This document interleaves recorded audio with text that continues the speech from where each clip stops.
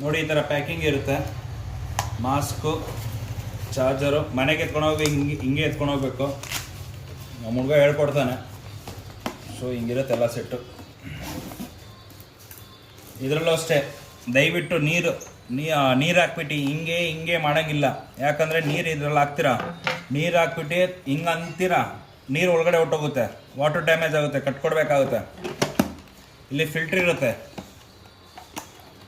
ಈ filter clean ಮಾಡ್ಕೊಬೇಕು every 15 ಡೇಸ್ಗೆ ಒಂದ್ಸತಿ, ಮತ್ತು ಲಾಕ್ ಮಾಡಬೇಕು.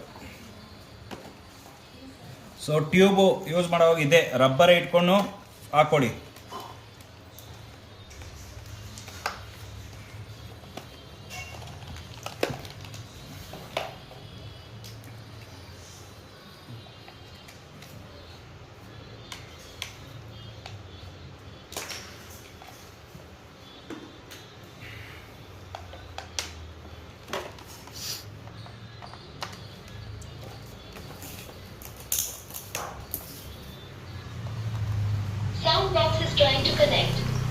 ನೋಡಿ ಮಿಷಿನ್ ಆನ್ ಆದರೆ ಹಿಂಗಿರುತ್ತೆ.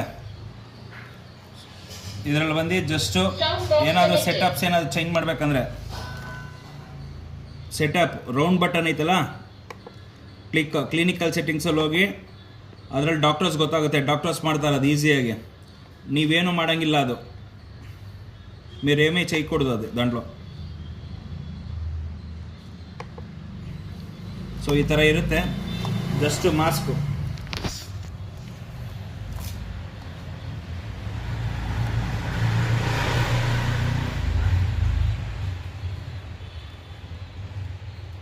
ಇಲ್ಲಿ ಆನ್ ಮಾಡೋದು, ಆನ್ ಮಾಡಿದ್ರೆ ಈ ಥರ ಬರುತ್ತೆ, ಮಾಸ್ಕ್ ಯಾವಾಗಲೂ ಟೈಟಲ್ಲಿ ಇರಬೇಕು. ಲೂಸ್ ಇದ್ರೆ ಮಿಷಿನ್ ಆಫ್ ಆಗ್ತಾ ಇರುತ್ತೆ. ಸೊ ತೆಗಿವಾಗ ಅಷ್ಟೇ ಕ್ಲೀನಾಗಿ ತಕ್ಕೊಳ್ಳಿ.